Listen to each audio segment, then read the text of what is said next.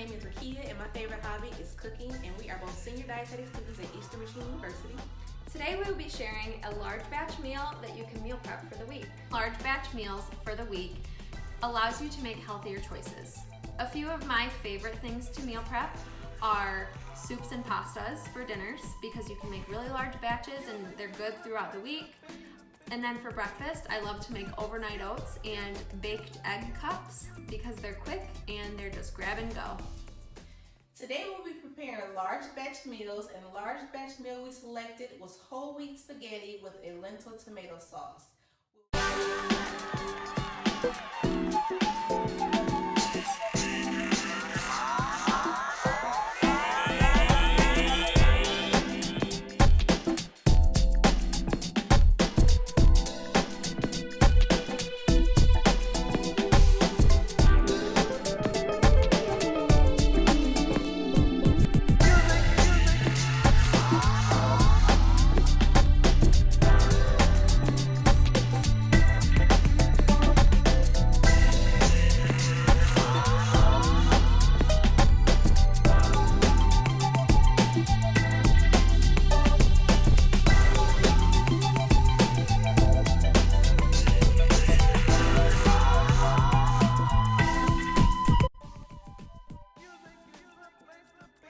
Getting started with this meal, the first two items that you are going to prepare will be the spaghetti noodles and the lentils. Here's just a quick view of the noodles boiling, all submerged under the hot boiling water. Another video of the lentils cooking. I'm actually going to turn the lentils down to a medium high, and these lentils will cook maybe about 20 to 30 minutes. Knife safety is very important when you're in the kitchen. I'm going to provide you with a few tips to help keep you safe while you're prepping this recipe. I'll first show you how to hold a knife. So when you're holding the knife, you want to be able to grab it like this, and then you just wrap your fingers around. This protects your fingers from getting cut by this edge and also gives you some more stability. The next thing you want to know is that the point of the knife should always remain on the cutting board. So you're not going up and down like this. You want it to be smooth, and you're just moving your wrist. Lastly, your hand that is your guide hand should be like a club. So as you can see, I have my club fingers. This protects the ends of my fingers because as I'm cutting, the knife is up against my knuckles. So there's no chance that I'll be cutting any fingers. So then you just want to keep using your guide hand, keep the point of the knife on the cutting board, and just keep moving down.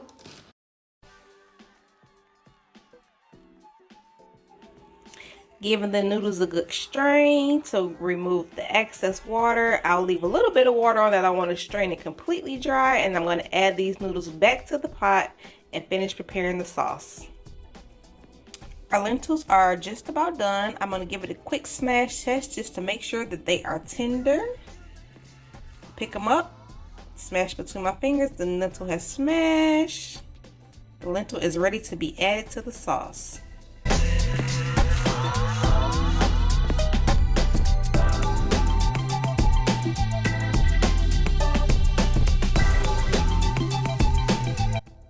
The noodles have been transferred back to the pot where they'll sit and wait until the lentils are done and the sauce is complete. And at the end, I'll toss all of the ingredients together for a nice, tasty dish.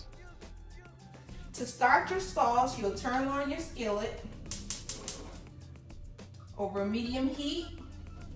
You'll add your olive oil.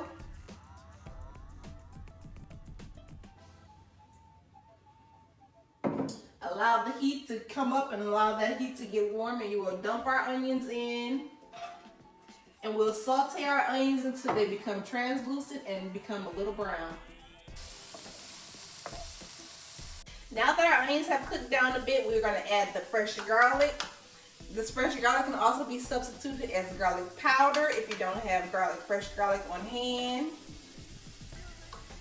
We'll then add our mushrooms, celery, and bell pepper. The bell peppers don't have to be red. They can be any variation of bell peppers. mushrooms, celery, and you can also add any variation of vegetables that you like.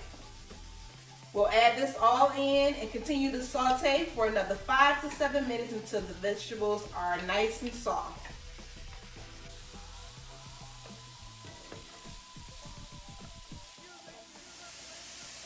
Now that our vegetables are good and sauteed, we'll start by adding our lentils to the sauce.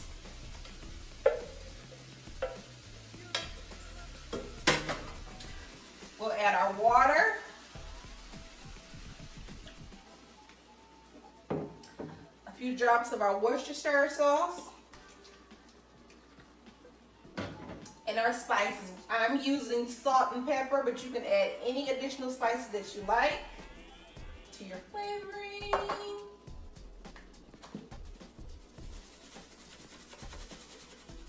This is a little kosher salt, a little Italian seasoning, and then I'll add both cans of my tomato sauce.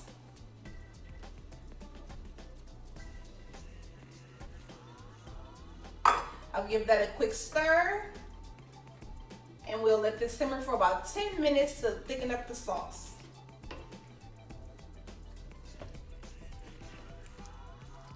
Now that our sauce is simmered and thickened up, our batch of sauce and our batch of noodles are enough to provide 8 separate meals to last you throughout the week. Any additional leftover sauce can be frozen and stored for later use. If you don't think that you will eat all of this in 1 week, there's always the option to freeze it.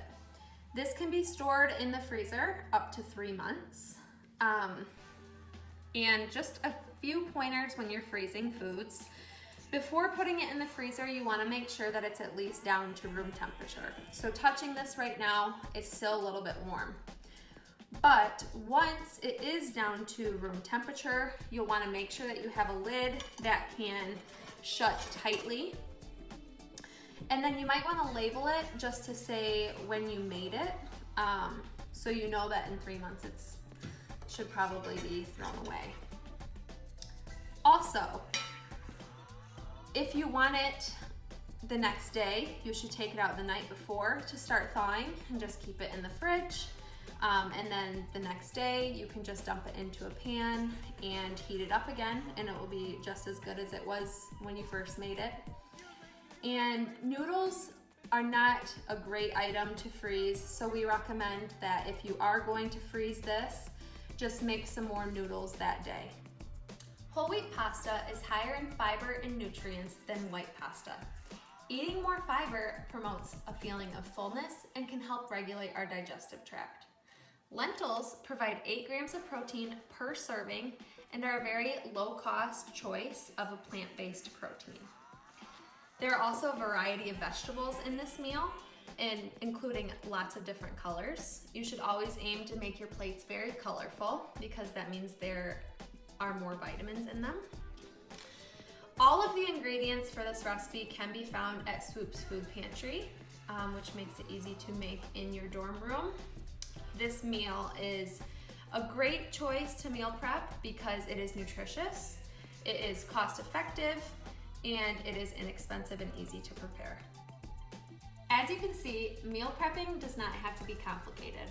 This recipe took 30 minutes to make from start to finish, and it will provide 8 meals throughout the week, which saves a ton of time. It also does not require an oven. All you need is a stovetop or a portable cooktop. The next large batch meal we will be making is a snack, because who doesn't love snacks? It's important to have healthy snacks on hand for the week because it prevents you from making poor diet choices. The recipe we'll be making is peanut butter energy balls, and these are a great go-to. I always have them stored in my freezer just for a quick grab and go. If I'm gonna go work out and just need something to hold me over, it's a great choice.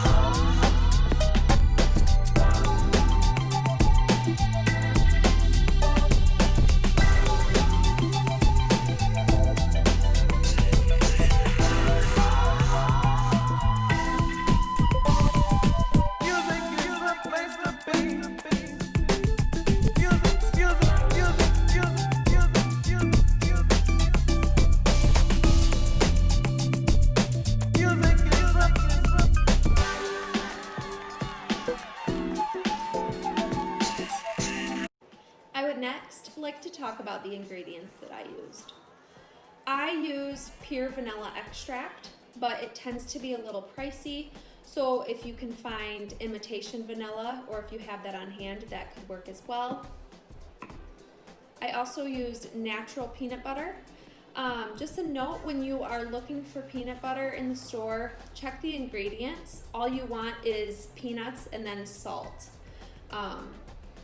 You don't need anything else, additives. Next, I used a combination of quick oats and old-fashioned oats, but if all you have on hand is one of them, then that's totally fine as well. Next, I used unsweetened coconut. This is another item that you want to make sure you check the ingredients, because you don't want any added sugar. You want unsweetened, and the only ingredient should be coconut. For the honey, I just used this big honey that I got at my local grocery store.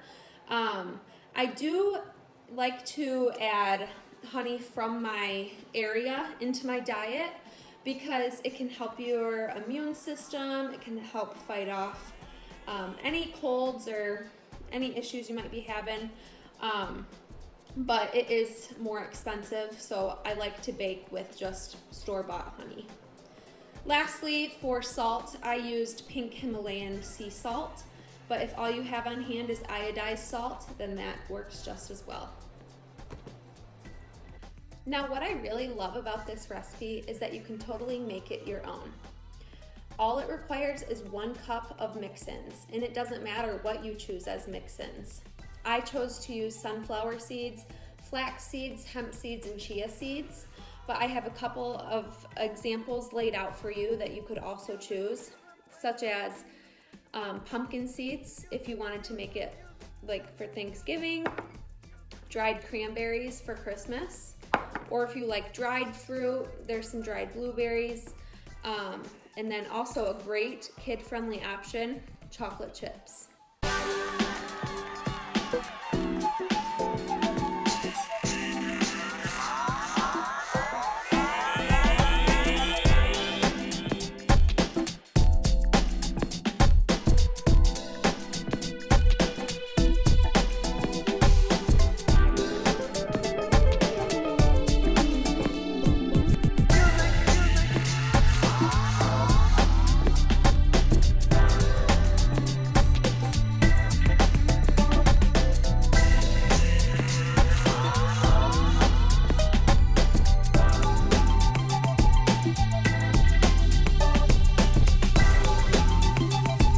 Large batch meals aren't exclusive to lunch and dinner options.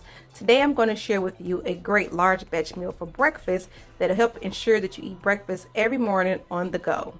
Today I'm using red pepper, bell pepper, broccoli, mushrooms, red onions, tomatoes, cilantro, eggs, and cheese. You can use any variation of any vegetables that you like and cut them up. Put them in the pan, add an egg, and throw it in the oven for about 10 to 12 minutes on 350 degrees.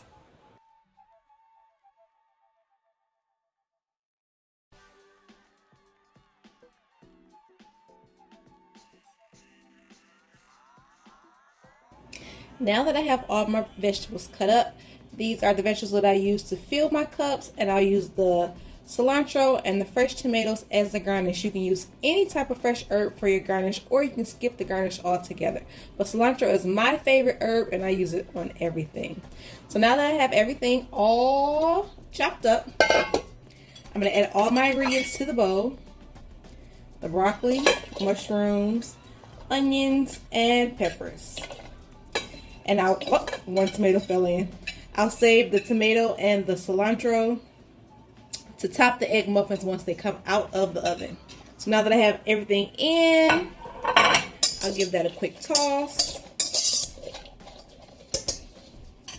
And then I'll fill my cups, my muffin tins. I'll fill each tin maybe halfway full with the selected vegetables. Just use a spoon, and you'll spoon it in. Try to get a variety of all of the vegetables into each cup. And like I said before, you don't have to use these specific vegetables. You can use any vegetable of your liking. Now that I have my cups filled, and if you don't use all of your vegetables, you can save it later for a stew or a soup. Now that I have them filled, I think it's a little more than half filled, but that's fine. My eggs, I have all my eggs pre-cracked, and you can use a whisk or a fork to lightly beat those eggs. And you're gonna want to have enough eggs to be 1 egg per muffin cup. So I have 6 eggs in here that I'm whipping up. And you can add any seasoning of your choice to the eggs. I'm going to use garlic powder and salt. So I'll give it a few pinches. Not too much salt. Salt goes a long way. And then I'll pour, well, I won't pour. I'll use a spoon to help me. Pour eggs. I'm going to fill the muffin tins, maybe 3/4 filled. I don't want to fill it all the way up to the rim because once they cook, they'll bake and then they'll bubble up. If you fill it to the rim, it'll bubble over.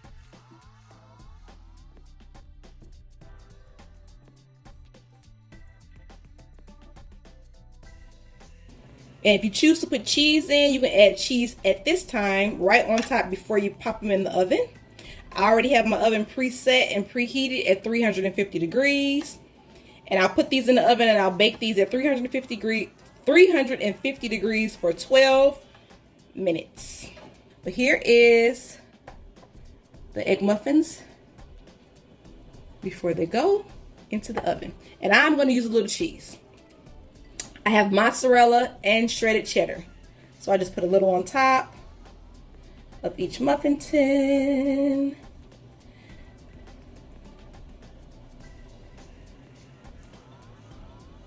And we are all set and ready to go to the oven. I have my oven set at 350 degrees. I'm going to set the timer for 10 minutes. The muffins will take 10 to 12 minutes to cook, but I'll set them at 10 minutes to start. And at that 10-minute mark, I'll check the muffins and determine if they need extra time from there. We'll start the timer and place the muffins in the middle of the oven. And we'll check back in 10 minutes.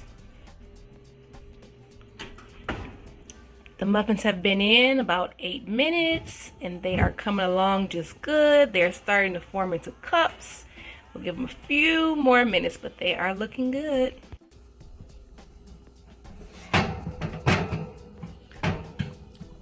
At the 10-minute mark, the eggs are still a little runny and haven't completely solidified, so I'm going to pop them back in the oven and give them another 2 to 3 minutes to finish cooking.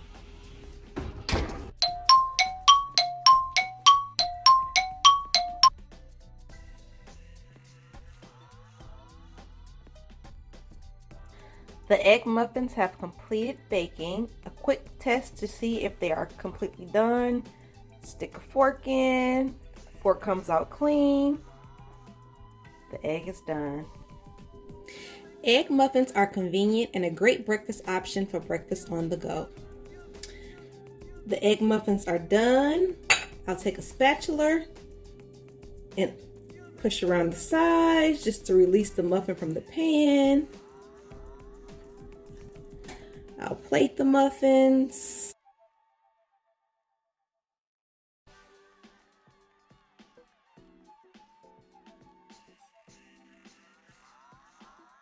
Here are our muffins. They look delicious. And we'll just garnish them with some fresh herbs of your liking. Again, cilantro is my favorite herb, so that's what I use. Cilantro and fresh cherry tomatoes.